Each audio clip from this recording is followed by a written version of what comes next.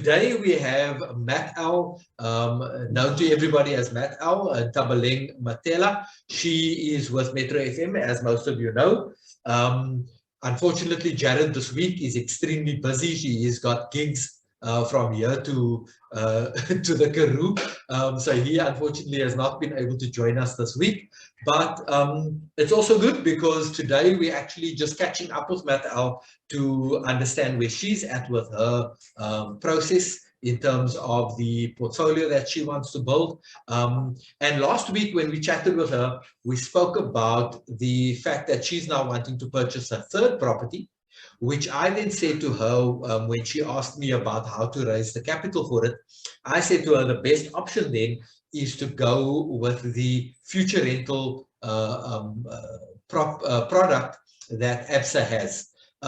So we've invited Adrian Janus, he's known as Adi.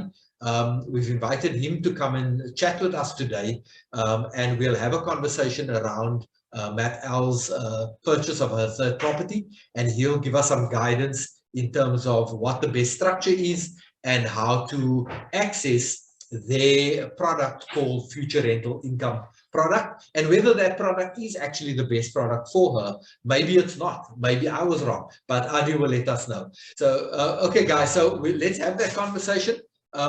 Matt Al, can you give us a brief understanding of where you are at, the two properties that you do have, just to sort of what the values of those properties are, what the rental incomes are you currently getting, and then what you are looking for in your third property?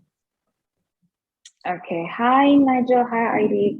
In terms of the current portfolio I have, it's 2 rental properties in Pretoria. One is in Mikkelneck, the other one is in Arcadia. I think the idea behind both of them was student accommodation because they're both situated in student areas. The one is walking distance from UNISA, the other one is walking distance from Boston Media House in Pretoria.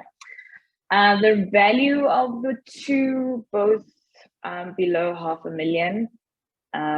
One is just north of 440, I think, but its market value is actually 600. The other one, I think, yeah, it's also around there. And so I think because I've already had quite a good, if I should put it, positive, what's the word I'm looking for? The cash flow was already net positive in terms of the rental that I currently receive does cover both the levies and the bond fees. In terms of electricity, I did install prepaid, so the tenants sort out the electricity on their own. So far it's been a formula that's been working pretty well. Both properties, the one is a 3-bedroom and the other one is a 2.5. It's also technically a 3-bedroom. So because that has worked for me, I had said also with the third property, I wasn't looking to go anywhere above $500,000 yet again. Also considering the market and where we come from with the lockdown and everything. So my ballpark is between 400 and 600,000 maximum, but ideally 440. And I have narrowed down my search already within the Pretoria area, around Arcadia, Sunnyside, North being Mikkelneck again. And I have found a good 8, 2.5 bedrooms. 1 or 2 of them have been renovated into 3, 4 bedrooms. So already from a rental perspective, they are, cash flow positive. So it's just a matter of now, because I'm a creative, the cash flow is always up and down. One month is like a lot of money, the next month is like just okay. It fluctuates. So it's just how do I find a way to fund this next property? Because when I had purchased the first 2, my life was a very different setup. I was working in corporate. I wasn't working as an independent contractor as I am now.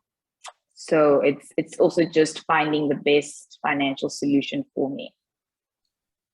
So Matt, if I understood you correctly, the value of the two properties roughly then is about 1.2. Your bonds are about 880 somewhere around there in total. So you've got equity of just over about 300,000 Rand in those two properties then. Correct. Okay, cool. All right, Adi, your recommendations, where do you think we should go from here? Oh, the other thing, Matt, are your properties in your own name, or is it in a PTY, a trust? How is it held? So the first two are in my own name, but with the third, I want them in my PTY moving forward. Okay, cool. Adi, up to you. Even trust, if possible. Okay, cool. Over to you, Adi. Tell us what the best options are. Thank you, Nigel. Thanks, Mattel. Nice meeting you. Super. Okay, so how it works is when we do the affordability calculation, we're going to obviously look at you're talking about independent contracts, am I correct? Yes. So you sign a contract with a specific company or firm, and then they pay you a retainer every month, am I right?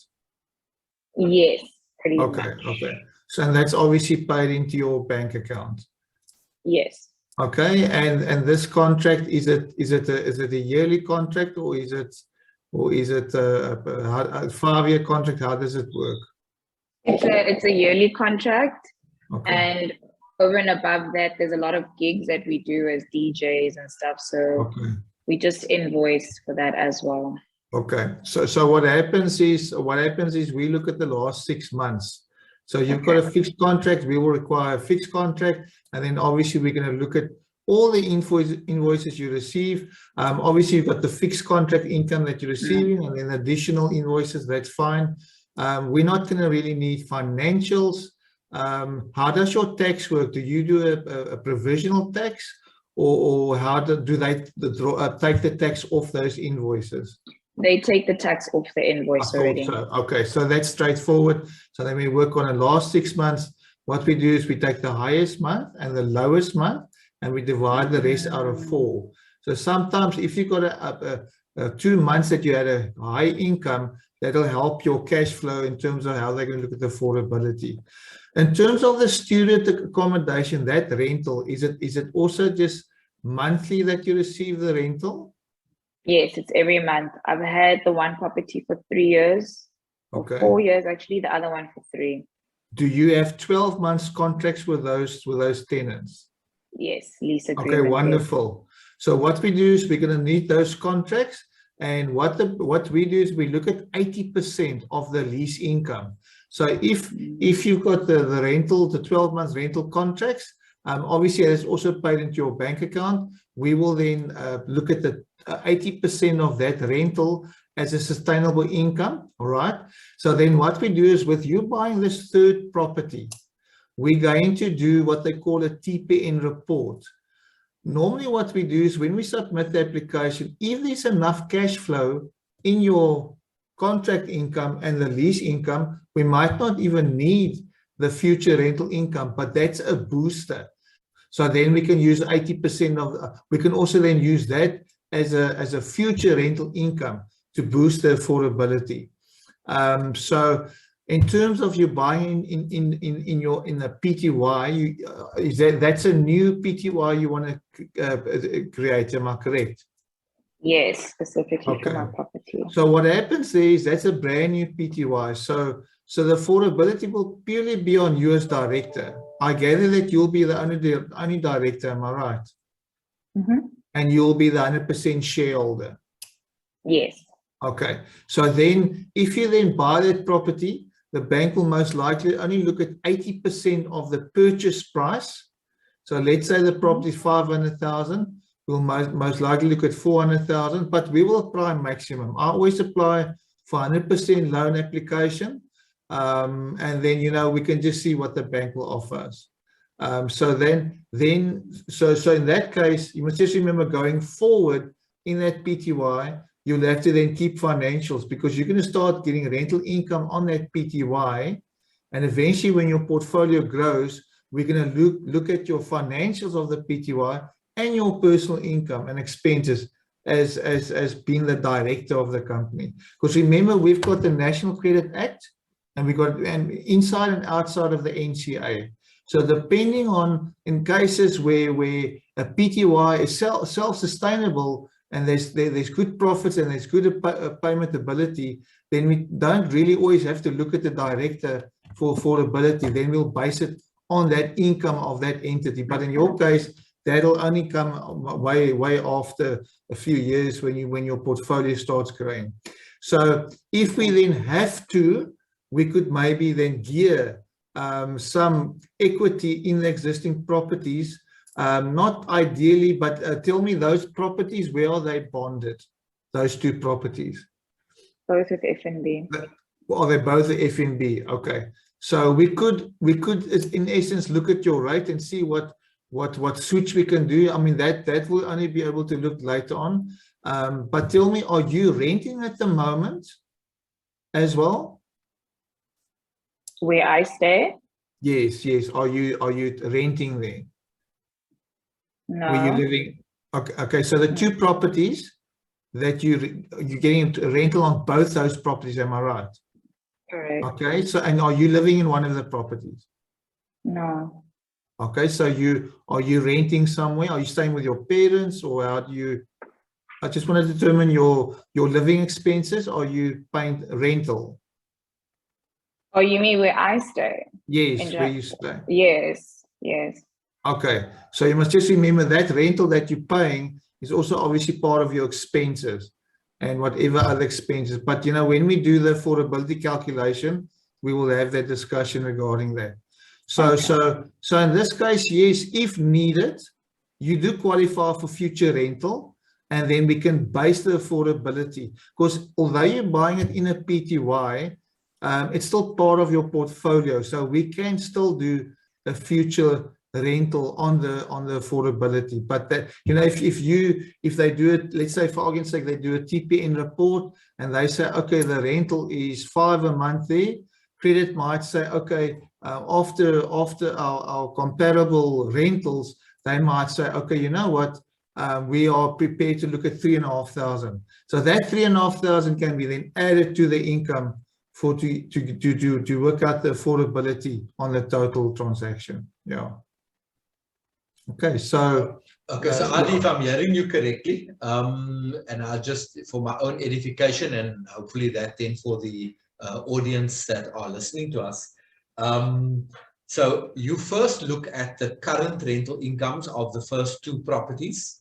Then you will also look at the income of the individual or the company that is applying, and then only if it's necessary do you then go into the future rental income option as well, where you take a percentage of the potential future rental income that you gauge from the TPN report. To understand that's correct. That's correct. So Absa, what we do is we when it comes to investors, and we do affordability, and we can see, for argument's sake, the bond installment will be about 4 a month, and we see, but you know, we are about 1,000 short on the cash flow. Then we can go piggyback on that future rental and say, okay, we can get 3,500 as a sustainable income. That will then boost him to be able to afford that property. So yeah, that in most cases, our credit guys, we try and work the affordability on. Most likely the affordability will be on just on the contract income, you know, but then it's good to know that there is an option buying that third property. Yes. Right, phenomenal. Okay, that's great. So, and I think that gives all the information that we require, not just for Matt Al being concerned that you know, maybe the bank won't approve a bond because she's already got 2 properties, but also for the guys out there watching us, that if they are wanting to build their portfolio, that there is this option called the future rental income option. So Adi, thank you very much for your time. Obviously, you and Matt Al are going to talk a little bit more personal and in-depth stuff. We obviously can't talk about the personal stuff online for everybody else to hear. But you guys are going to then discuss the personal stuff, the income and expenditure, in order to assist Matt Al to then purchase that third property. She will obviously go out there now, make a decision on those 8 properties that she does have available. Once she makes a decision, she will make the offer, and then she'll bring that offer to you with all the other paperwork that you require, and hopefully we'll be able to help her before the 50 days are over. We are now in the second part of the 50-day challenge. The second half, we heard last week that Jared has now bought his first property, and in fact he's financing it cash, which is amazing, because he's got himself, his wife, and some others that have come together to purchase that first property. And hopefully now, in the second half of the 50-day challenge, we can now help Matt L to get her third property in order to start really building her property portfolio. So Adi, thank you very much for your time. Matt L, thank you very much for your time. Guys out there, we're hoping that you are following this journey and you are also involved and hoping to try and get your first property within the 50-day challenge. So for now and until tomorrow, goodbye. We'll see you then.